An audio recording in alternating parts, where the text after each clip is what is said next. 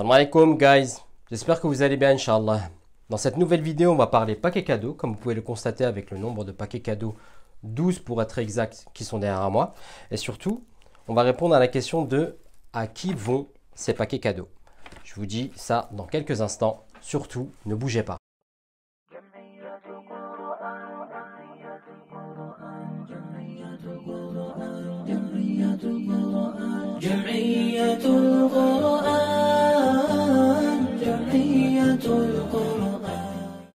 Dans ma dernière vidéo, j'ai voulu adresser un message un peu plus personnel à l'égard de nos sœurs, pour nos sœurs, au vu de toute la polémique et de tout le climat ambiant qu'il y avait ces dernières semaines sur la question du hijab. De manière plus générale, c'est véritablement un climat islamophobe qu'on a vécu pendant ce mois d'octobre qui a été ténébreux. Bon, il est vrai qu'aujourd'hui je fais cette vidéo, nous sommes le 20 novembre et on a l'impression que ça se calme un peu. On se pose tout le temps la question de jusqu'à quand. Et au vu de tout ce qu'il y a pu avoir à l'égard de la religion musulmane et à l'égard des musulmans ces dernières semaines, eh bien on peut voir différents types de réactions. Que ce soit de la part des islamophobes, que cela soit de la part des plateaux de télévision, des débats télévisés, des politiques, mais également de la part des musulmans. Et quelle est donc la réaction que l'on devrait avoir? L'islam est une religion proactive, pas réactive. Vous comprenez où est-ce que se trouve la différence? Non. Alors je vais vous expliquer. Quand on est dans la réaction, c'est qu'on attend forcément qu'il y ait une première action pour pouvoir réagir. Et donc notre comportement dépend de l'action qui a amené notre réaction. En tant que musulmans, nous sommes proactifs. Et quelqu'un de proactif, en fait, son comportement dépend des valeurs qui sont les siennes, dépend de ce en quoi il croit, dépend de sa croyance et dépend de la vie qu'il veut mener en fonction des modèles qui sont les siens. Vous voyez là où je veux en venir? Nous sommes proactifs en tant que musulmans parce que nous avons une religion qui nous inculque des principes, une religion qui nous inculque un mode de vie, une religion qui nous inculque un comportement à avoir en toutes circonstances. Donc effectivement, il y a ce qui se passe dans les débats télévisés, il y a tous les sujets, toutes les polémiques, toutes les choses qui ont été dites à l'égard de l'islam des musulmans ou de la pratique des musulmans, comme ça a été le cas avec le hijab, mais il y a aussi nous. Et quand je dis nous, je parle du peuple. C'est-à-dire nous qui sommes de simples musulmans, qui vivons une vie des plus banales, à savoir qu'on travaille, nos enfants sont à l'école, on va à la boulangerie, on mange, on a des activités, et nous sommes en constante interaction avec des personnes qui ne partagent pas notre foi et qui sont des non-musulmans. Donc c'est là où il faut faire le distinguo entre ce qui se passe au niveau des sphères les plus hautes et au niveau de ce qui se passe chez la masse, chez le peuple, chez nous, et dans notre interaction au jour le jour. Et c'est là où justement, j'ai lu un hadith, et j'ai étudié un hadith récemment qui a fait écho justement à ce qu'on vivait. Et vous n'allez pas forcément comprendre directement à quoi il a fait écho, mais je vais vous expliquer. Il y a ce hadith qui est rapporté par Abi Huraira, où le prophète alayhi salatu wassalam a dit فَمَنْ كَانَ يُؤْمِنُ بِاللَّهِ وَالْيَوْمِ الْآخِرِ فَلْيَقُلْ خَيْرًا أَوْ لْيَصْمُتْ وَمَنْ كَانَ يُؤْمِنُ بِاللَّهِ وَالْيَوْمِ الْآخِرِ فَلْيُكْرِمْ ضَيْفَهُ وَمَنْ كَانَ يُؤْمِنُ بِاللَّهِ وَالْيَوْمِ الْآخِرِ فَلْيُكْرِمْ jarah, ou du moins c'est l'inverse, c'est-à-dire que c'est la deuxième partie, c'est yukrim jarah et ensuite c'est yukrim daifah. Ceci étant dit, voilà la traduction. Que celui qui croit en Allah et au jour dernier, qu'il dise du bien ou qu'il se taise. Que celui qui croit en Allah et au jour dernier, qu'il honore son voisin. Que celui qui croit en Allah et au jour dernier, qu'il honore son hôte. Le voisin. Je pense que comme vous, comme moi, comme d'autres personnes, on a tous des voisins en fait qui sont non musulmans et qui peuvent avoir différents types de réactions, peuvent peut-être se poser la question, peut-être que vous êtes les seuls musulmans dans leur entourage. Que doivent-ils se dire par rapport à ce qu'ils entendent à la télé, par rapport à ce qu'ils voient en vous croisant dans les escaliers? À nous justement de mettre en application ce hadith. À nous de mettre en application ce hadith, et à chaque fois qu'il y a un événement de ce genre, à chaque fois qu'il y a un attentat, à chaque fois qu'il y a quelque chose qui vient tâcher ou qui vient entacher la religion musulmane et les musulmans, je me souviens toujours de ce verset du Coran où Allah Azza wa Jalla dit yuriduna liyutfi'u nurallahi bi afwahihim wallahu mutimmu nurihi walau kariha al-kafirun. Ils cherchent à éteindre la lumière d'Allah, mais Allah étendra sa lumière quand bien même n'en déplaise aux mécréants. Donc Allah Azza wa Jalla il parle de sa lumière. Ils veulent essayer d'éteindre leur lumière. d'éteindre la lumière d'Allah, Allah continuera à étendre sa lumière. Et la plus grande des lumières, justement, l'une des plus grandes lumières d'Allah, n'est-ce pas justement l'ilm, la connaissance? C'est pourquoi en fait, entre ce hadith que j'ai mentionné précédemment et ce verset, j'ai voulu mettre en place une action qui permette justement d'être dans la proactivité et pas dans la réactivité de ce qui peut se passer autour de nous. Et c'est pour cette raison en fait que j'ai voulu concocter ces petits paquets. Ces 12 petits paquets qui sont derrière moi, en fait, ce sont 12 petits paquets qui vont aller à chacun de mes voisins. Demain matin, bi'idnillah, comme ça, quand ils se réveillent, je poserai chaque paquet devant la porte d'un de mes voisins. Et dans ces paquets, il se trouve plusieurs choses. Il se trouve 3 choses. La première des choses, c'est qu'il se trouve à 4 maqrout, pour ceux qui connaissent, qui ont été confectionnés par ma maman. Qu'Allah te bénisse, maman. Il y a également un livre.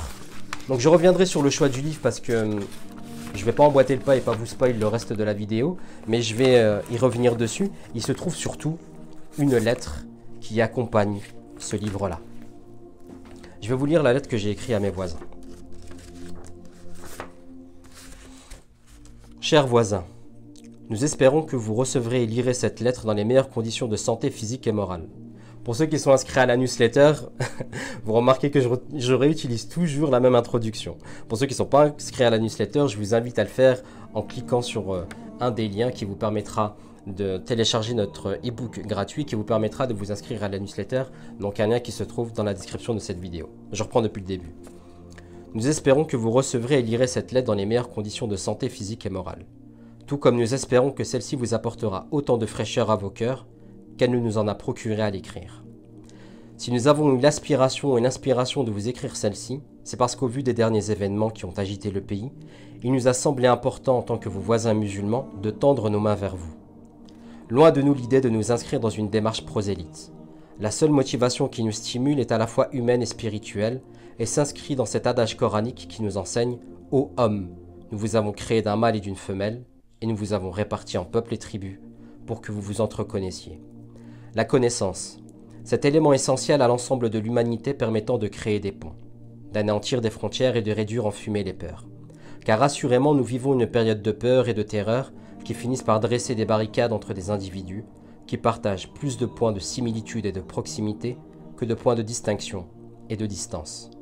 On ne peut toutefois ignorer qu'une partie de notre identité est devenue un sujet de discussion dans les débats publics, mettant en avant les caractéristiques physiques et vestimentaires, voile, barbe, pour ajouter davantage de méfiance et de suspicion à l'égard d'une partie de la population dont nous faisons partie. C'est alors qu'avec mon épouse, nous avons refusé de nous laisser manipuler, tout comme nous avons refusé de céder à la crainte, et que nous avons décidé d'être acteurs de la paix lorsque d'autres alimentent haine, amalgame et animosité. Et nous avons décidé de l'être auprès de notre premier cercle de vie commune, vous, nos voisins. Car le voisinage revêt un caractère sacré inaliénable enseigné par notre prophète en ces termes, que celui qui croit en Allah et au jour dernier qu'il honore ses voisins. Ainsi, honorer son voisin passe par plusieurs gestes témoignant de notre sympathie, de notre bienveillance et de notre solidarité. Cela passera surtout par le fait de vous préserver de toute nuisance possible. Bon, on vous avoue qu'avec un enfant de 3 ans, ce n'est pas tous les jours facile, c'est pourquoi nous nous en excusons, lol. Cela passera également par le fait de sonner à notre interphone lorsque vous aurez oublié vos clés, ou par toquer à notre porte lorsque vous aurez besoin d'un pansement, lorsque vous serez coupé en faisant à manger. En définitif, lorsque besoin sera, sachez que nous serons là. Accompagné de cette lettre, vous trouverez quelques douceurs que ma chère maman vous a préparées, en espérant qu'elles vous plairont. Vous trouverez également un livre, pour rebondir sur la connaissance que nous avons citée plus haut, qui vous procurera une perspective plus claire de cet individu qui nous inspire chaque jour à devenir meilleur, et dont le Coran dit à son sujet « Nous ne t'avons envoyé que comme miséricorde pour l'humanité ». C'est pourquoi nous espérons que notre présence dans le bâtiment soit une miséricorde pour vous. En somme, sachez que lorsque l'on se croise dans les escaliers et que l'on vous dit bonjour, c'est parce qu'en toute sincérité, nous espérons que cette journée soit bonne pour vous. Permettez-nous en guise de conclusion de vous saluer à notre manière par « Que la paix soit sur vous », car sans nul doute, si vous êtes en paix, nous le serons également. Donc voilà, c'est un petit geste, une petite main tendue que j'ai voulu tendre à l'égard de nos voisins pour faire effectivement un peu de da'wah dans le sens où on va rétablir les choses en ordre et le travail que nous devons faire, nous, au niveau de la masse. C'est-à-dire qu'à travers notre comportement, à travers notre attitude, à travers les principes de base qui fondent notre religion, nous pouvons justement appeler à un sentiment de paix, de sérénité et de quiétude autour de nous, afin que nous soyons à l'exemple de ce verset que j'ai cité dans cette lettre, à l'exemple du prophète alayhi salatu wassalam, une miséricorde pour l'humanité. Je reviens juste un tant soit peu sur le choix du livre. Il y a quelques temps sur Facebook, j'avais lancé un sondage où j'avais demandé, où j'avais posé la question, quel est le livre que vous conseilleriez à lire pour un non-musulman? J'ai eu plusieurs réponses. J'ai eu par exemple la réponse du livre de Maurice Bucaille, La Bible, le Coran et la science. J'ai pas choisi ce livre-là tout simplement parce que pour moi, personnellement, à titre personnel, il ne me parle pas. Je suis pas quelqu'un de scientifique. C'est-à-dire que la science, c'est pas un domaine qui est le mien et ça me parlera pas. On m'a donné également un autre livre que je connaissais pas mais que je vais me procurer qui est Connaître l'islam. On va voir ce qu'il en est à ce sujet-là. Donc faites bien attention en fait au niveau du choix du livre si vous voulez vous aussi, et je vous invite à le faire, entreprendre une telle action. Soyez bien rigoureux au niveau du choix du livre en fonction de la personne à qui vous allez vous adresser. S'il s'agit d'une personne qui est intéressée par l'islam, à ce moment-là, vous pouvez donner un livre comme celui de Maurice Bucaille. Vous pouvez donner également d'autres livres, je ne sais pas ce qui pourrait en avoir. Mon choix était très simple. Ça a été une biographie du prophète alayhi salatu wassalam. Tout simplement parce que pour revenir à la base, il faut revenir au modèle prophétique, pour revenir en fait aux véritables enseignements et pour voir que effectivement, il avait une mission à caractère divin, mais c'était tout d'abord un être humain avec des qualités humaines exceptionnelles. Donc voilà, quelle est ma réponse à l'islamophobie ambiante? J'ai voulu être proactif et pas réactif, tel que notre religion nous le demande. Si vous avez d'autres initiatives ou d'autres propositions d'actions qui pourraient justement faire en sorte que nous puissions être proactifs par rapport à la situation que nous connaissons, je vous invite à m'en faire part en commentaire. Barakallahu fikum et qu'Allah Azza wa Jal fasse du Coran le printemps de nos cœurs.